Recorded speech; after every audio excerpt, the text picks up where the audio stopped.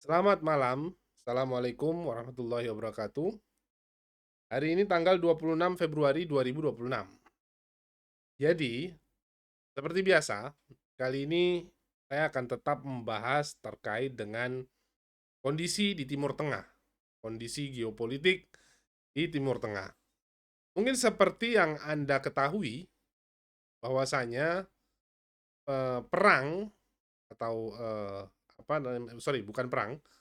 Maksud saya adalah ketegangan di wilayah Timur Tengah itu semakin menjadi. Kalau kita lihat, banyak sekali berita di media sosial yang mengatakan bahwa Amerika mulai mengarahkan alat-alat militernya ke wilayah eh, yang berdekatan dengan Iran. Dengan pangkalan militernya di berbagai negara eh, menerima kunjungan dari kapal-kapal militer seperti USS Gerald Ford, terus ada lagi dari pesawat F-35, pesawat tanker, pengisi bahan bakar, dan masih banyak lainnya. Memang kalau kita lihat, ketegangan ini sepertinya akan menimbulkan sebuah eh, peperangan yang besar. Karena baru kali ini armada militer Amerika dikerahkan dengan begitu masifnya. Kalau kita lihat, Israel, terus Yunani, terus juga Turki, itu menerima atau didatangi oleh pesawat-pesawat militer Amerika. Tidak terkecuali ada F-35 di dalamnya, ada F-22, sampai ada pesawat pembom B-52 atau B-53. Sorry, saya lupa, B-52 mungkin. Jadi dengan kondisi yang makin tegang seperti ini, mungkin Anda sekalian bertanya-tanya, kenapa Amerika tidak mengambil tindakan seperti yang kemarin dilakukan? Biasanya Amerika kalau mau menghancurkan sebuah wilayah, dia tanpa banyak ngomong, tanpa banyak mengeluarkan alat militernya kemana-mana, mungkin cukup satu kapal induk dan dua kapal destroyer, udah cukup. Tapi kenapa kali ini itu tidak seperti harus terplanning dan harus membawa alat militer yang begitu besarnya. Dan ini memakan waktu yang lumayan panjang. Dari bulan Januari hingga Februari akhir ini, itu masih belum ada tindakan represif yang dilakukan oleh Amerika. Tidak seperti biasanya. Ada yang mengatakan bahwa ya karena kan masih berdiskusi. Kalau kita lihat kejadian sebelumnya, itu tanpa diskusi pun Amerika langsung datang dan melakukan pemboman fasilitas nuklir. Itu yang dilakukan. Di Venezuela juga sama. Hal tersebut dilakukan. Tapi untuk serangan kali kedua ini, semuanya berbeda. Oke, di sini adalah analisa saya, murni analisa pribadi saya, yang mana saya melihat data-data yang ada, melihat juga berbagai informasi, dan mengambil kesimpulan sendiri. Jadi, hal ini mungkin saya ceritakan runtut peristiwanya. Kalau kita lihat dari ketegangannya, itu sejak Desember 2025, itu sudah mulai tegang. Sudah ada pembicaraan untuk melakukan pemboman fasilitas nuklir Iran. Oke. Ditambah lagi di awal dan pertengahan Januari terjadi demonstrasi besar-besaran di wilayah Iran. Demonstrasi itu sangat besar. Tiba-tiba Donald Trump ikut mengancam pemerintahan Iran.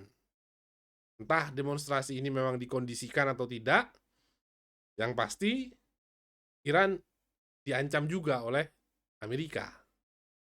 Yang mana pemerintahannya disuruh mundur, nuklirnya fasilitas nuklir dan pengayaan uraniumnya disuruh hentikan.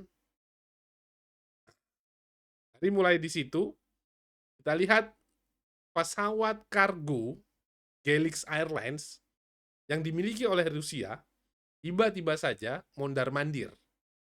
Walaupun ini pesawat sipil, kargo sipil, tapi karena jadwal kedatangannya yang tidak biasa, kedatangan maupun schedule-nya itu tidak biasa, ditengarai bahwa pesawat kargo sipil ini itu membawa peralatan perang.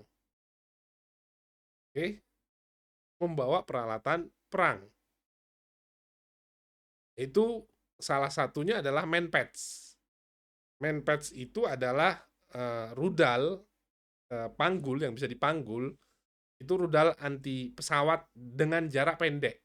Oke, jadi bukan untuk yang tinggi-tinggi seperti rudal S-300, melainkan rudal untuk pesawat-pesawat yang pada ketinggian tidak terlalu tinggi. Oke, jadi manpads itu ditengarai tiba di Iran. Itu nomor satu. Terus selanjutnya pada akhir Januari 2026 ada 16 pesawat dari China dalam waktu 56 jam yang mana itu adalah pesawat kargo. Pesawat kargo militer China, 16 pesawat kargo militer China datang ke Teheran. Nah, ini juga menjadi sebuah tanda tanya. Pesawat kargo dengan jumlah yang begitu besarnya, oke, itu kenapa bisa ada di Teheran? Dan kebetulan itu transporternya dimatikan. Jadi kalau pesawat itu kan ada transporternya. Jadi kita bisa ketahui, kalau Anda lihat flight radar 24 gitu kan, bisa tahu posisi pesawat tersebut. Ini transporternya mati. Tapi ada informasi bahwa 16 pesawat kargo militer China hadir di Teheran. Itu akhirnya ada data atau ada informasi yang mengatakan bahwa ada komponen sistem rudal jarak jauh yang dimiliki China yang dikirimkan ke wilayah Iran. Kita sebut HQ-9B. Itu adalah rudal setara dengan S-400, rudal S-400 yang dimiliki oleh China dan dikirimkan ke Iran. Nomor 2, ada lagi informasi bahwa datang peralatan jamming radar, oke, yang dikirimkan oleh China ke wilayah Iran. Jadi kalau umpama radar jamming ini fungsinya ketika ada peperangan biasanya GPS itu dikacaukan. Jadi Anda ada di Surabaya, tapi kalau Anda lihat di map Anda tidak di Surabaya, mungkin Anda ada di Bali atau di Madura. Jadi posisi Anda dikacaukan. Itu adalah fungsi dari radar jamming. Ini untuk mengacaukan perangkat elektronik, terutama yang menggunakan global positioning system ini tadi. Oke, selanjutnya ada lagi, dan ini yang sangat menghebohkan, adanya radar anti-stealth. Oke, jadi radar ini berfungsi untuk dapat mengetahui posisi pesawat-pesawat siluman seperti F-35 ataupun pesawat pembom siluman itu B-52 itu bisa dideteksi. Mungkin salah satu hal yang orang bertanya-tanya, kenapa China mengirim alat-alat militer yang begitu canggih tersebut?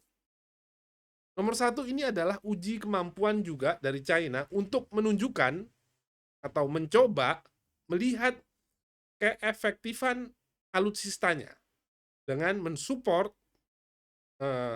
Iran untuk menggunakan alat-alat yang dia miliki.